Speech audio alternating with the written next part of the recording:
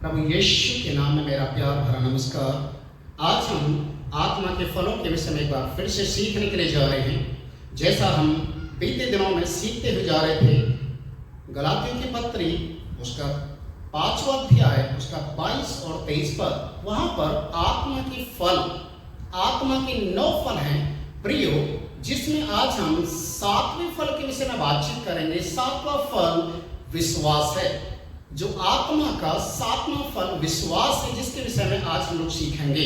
मरकुस रचित सुसमाचार 1 अध्याय उसके 14 और 15 पद को हम पढ़ते हैं।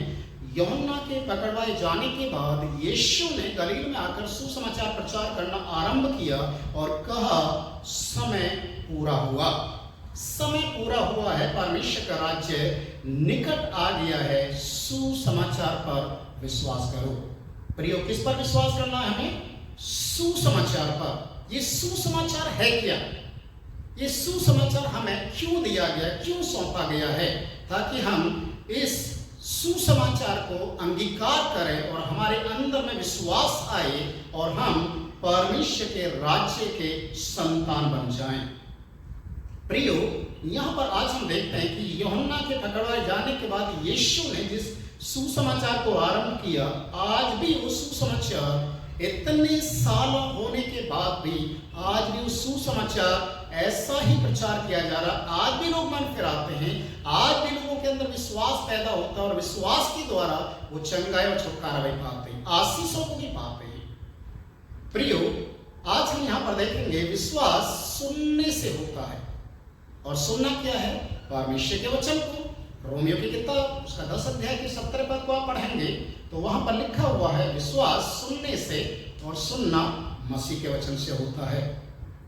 जब आप सुनेंगे तो आप विश्वास करेंगे, विश्वास करेंगे तो आप प्रायश्चित करेंगे, प्रायश्चित करेंगे तो मन फिराएंगे, मन फिराएंगे तो बपतिस्मा लेंगे और बपतिस्मा लेंगे तो आप परमेश्वर के राज्य के संतान हो जाएंगे। देखिए, बिल्कुल सिंपल है। पहले सुसमाचार विश्वास करना है। सुसमाचार विश्वास को पैदा करता है, विश्वास अंगीकार को लेकर आता है, अंगीकार प्रायश्चित को लेकर आता है और प्रायश्चित बपतिस्मा के लिए हमें तैयार करता है और बपतिस्मा हमें स्वर्ग राज्य के लिए तैयार करता है और हम परमेश्वर के राज्य के संतान होने के हकदार हो जाते हैं। प्रियो, यहाँ पर आज हम पढ़ते हैं कि विश्वास सुनने से आता है। प्रभु यीशु मसीह जब स्वर्ग में चले गए, अपने चेलों को आदेश देकर गए कि सुसमाचार प्रचार करें। सुसमाचार, और ये सुसमाचार है क्या? रोमियो की किताब 10 अध्याय उसका 9 और 10 पद आप पढ़ेंगे तो वहां पर उस सुसमाचार का अर्थ लिखा हुआ है।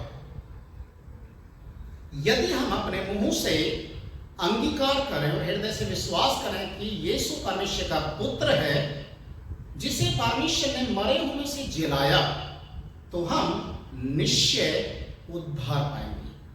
प्रिय, उद्धार पाने के लिए बिल्कुल सिंपल तरीका है। सुसमाचार पर विश्वास करना है, मन फिराना है। यीशु परमेश्वर का पुत्र है जो मेरी और आपके लिए इस संसार के अंदर आया, उसने अपनी जान को दिया और मर गया, तीसरे दिन मुर्दों में से जी उठा, स्वर्ग में गया है, वापिस आने वाला है, ताकि जो उस पर विश्वास करेंगे वो भी परमेश्वर के साथ स्वर्ग स्थानों में जा सकें, जहां यीशु आज आपके और मेरे लिए घर तैयार कर रहा है। यह है सुसमाचार। जब इस सुसमाचार पर हम विश्वास करते हैं, मुंह से अंगीकार करते, बोलते हैं और दिल से विश्वास करते हैं, तो हम निश्चय उद्धार को पाते हैं। प्रियो, सुसमाचार सुनने के कारण, मसीह के वचन को सुनने के कारण हमारे अंदर विश्वास आता है।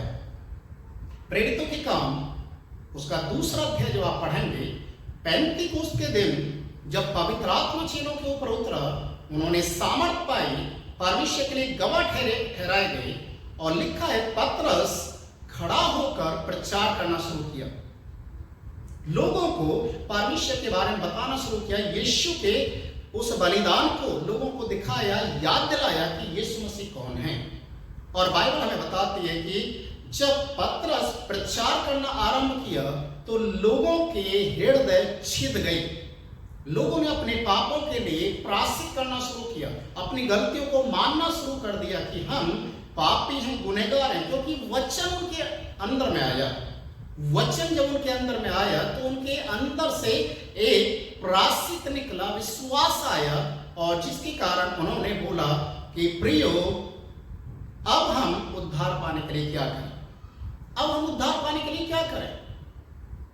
तो पतरस कहता है, मन फिराओ और प्रभु यीशु मसीह के नाम से बपतिस्मा ले लो ताकि तुम्हारे पाप क्षमा किए जाए। प्रियो, आज हम लोग देखते हैं कि विश्वास सुनने से आता है। जब हम सुनेंगे नहीं तो हम विश्वास कैसे करेंगे? तो सुनना भी क्या है?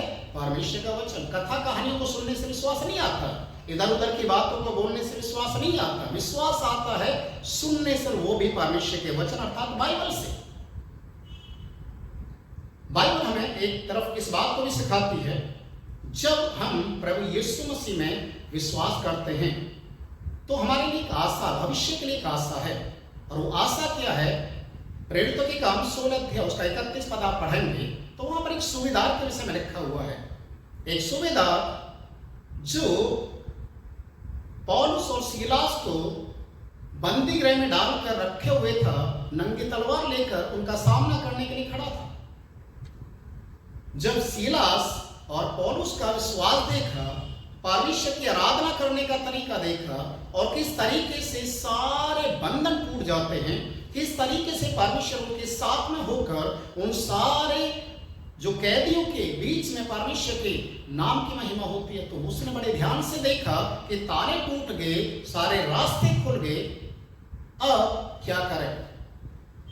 सूबेदार अपने आप को घायल करने के लिए, मार डालने के लिए उसने तलवार निकाल ली और अपने आप को घायल करने के लिए कोशिश किया। पर वचन में लिखा है, और उसने कहा अपने आप को नुकसान मत पहुंचा, हम यही हैं। वो कांपते हुए उनके सामने आया और बोला, हे सज्जनों, मैं उद्धार पाने के लिए क्या करूं?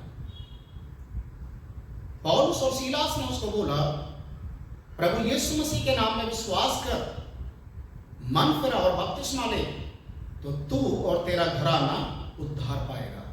तो वहां पर सूबेदार ने अपने पूरे घराने सहित प्रभु को अंगीकार किया, विश्वास किया और बपतिस्मा लेकर परमेश्वर के राज्य की संतान बन गया। देखिए, विरोध करने वाला व्यक्ति, नुकसान पहुंचाने वाला व्यक्ति, सजा देने वाला व्यक्ति घुटने केवल आ गया और उसने मन फिराया, क्योंकि उसने प्रभु के आवाज को, प्रभु की बातों को, प्रभु के गीतों को उन्होंने सुना, प्रार्थना को सुना, जो सीलास और पौलुस उस समय बंदी गृह में लगभग आधी रात के लगभग उन्होंने इतने दर्द, इतने सतावट में होने के बावजूद भी प्रभु को महिमा देना आरंभ किया।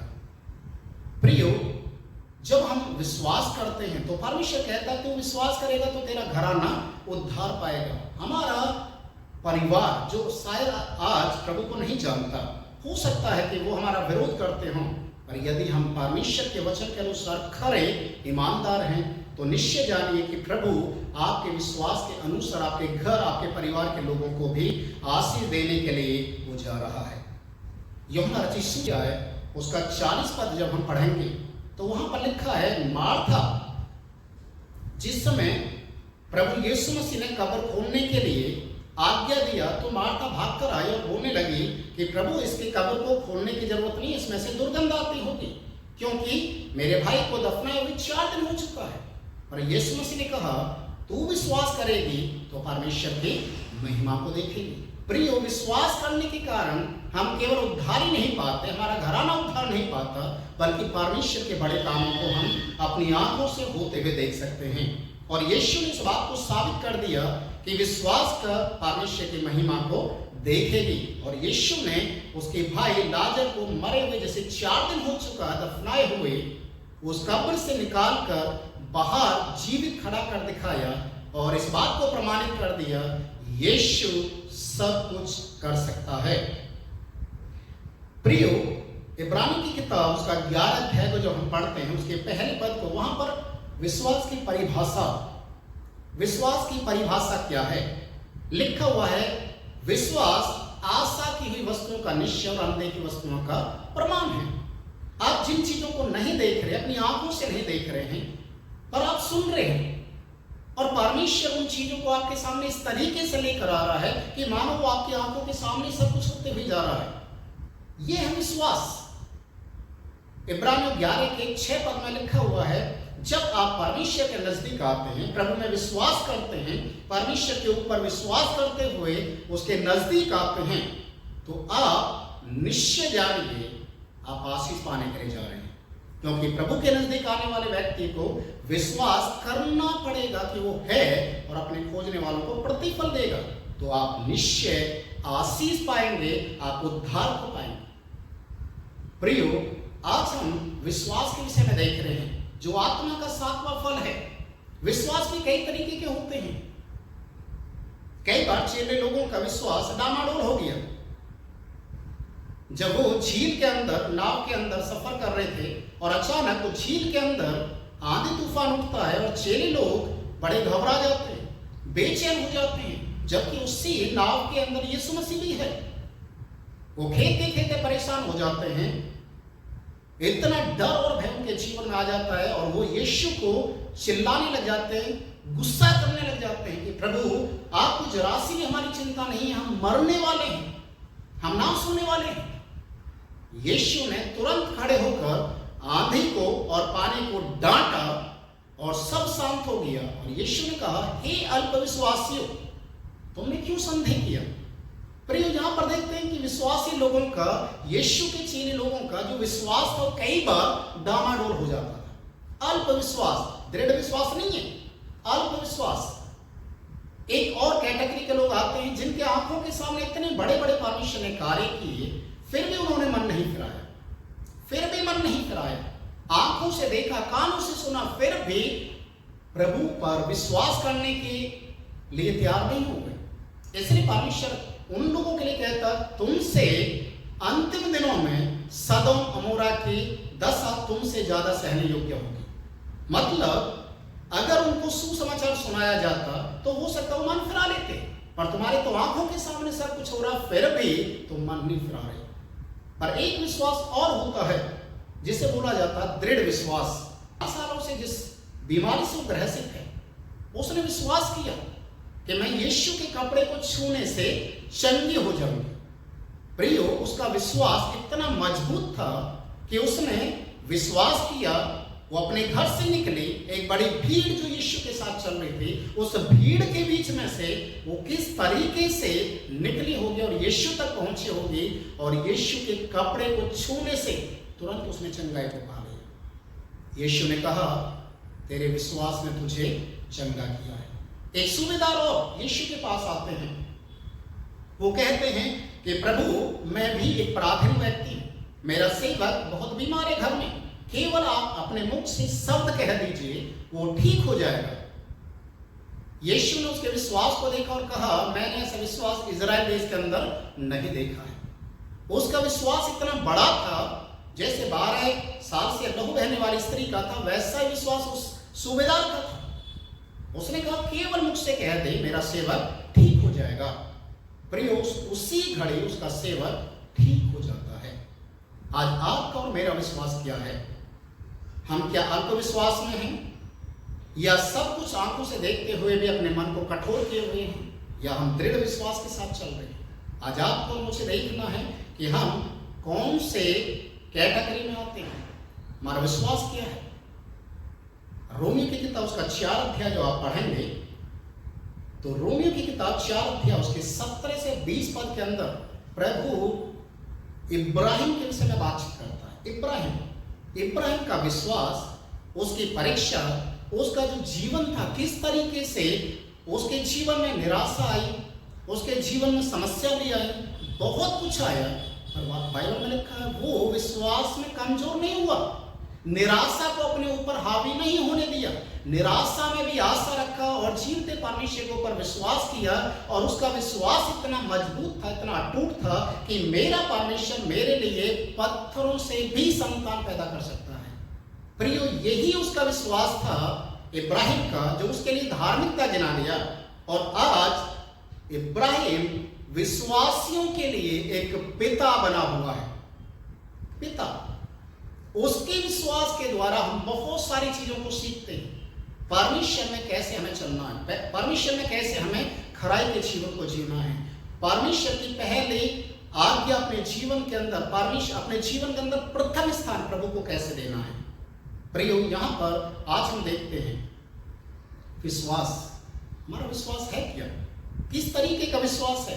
क्या हम कहीं ऐसे विश्वास में तो नहीं रह रहे हैं जो परमेश्वर का वचन कहता है कि जब प्रभु इस दुनिया के अंदर आएगा तो क्या उस विश्वास को हमारे अंदर देख पाएगा जिससे हमारी पहचान की जाती है। प्रिय, विश्वास करने वाले लोगों में चिन्ह तो बहुत सारे हैं। बीमारों पर हाथ रखेंगे, चंगे हो जाएंगे, सांपों को उठा लेंगे, नाशक वस्तु भी पी जाएंगे, उनकी हानि नहीं होगी, भूत प्रेतों को निकालेंगे, बीमारों को चंगा करेंगे, सब कुछ है। वहां पर हर एक विश्वास करने वाला व्यक्ति जो मन फिराता, बपतिस्मा लेता, उसके जीवन में सारे चिन्ह और चमत्कार होने अनिवार्य है, क्योंकि ये परमेश्वर की ओर से एक आशीर्वाद हर एक प्रभु के नाम लेने वाले लोगों के लिए। तो आज आप अपने विश्वास को जागृत कीजिए, अपने विश्वास को बढ़ाइए और परमेश्वर के आत्मा के फलों को अपने जीवन के अंदर लेते हुए प्रभु में मजबूत हो जाइए।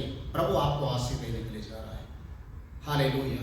प्रभु इस वचन से आपको आशीष दे।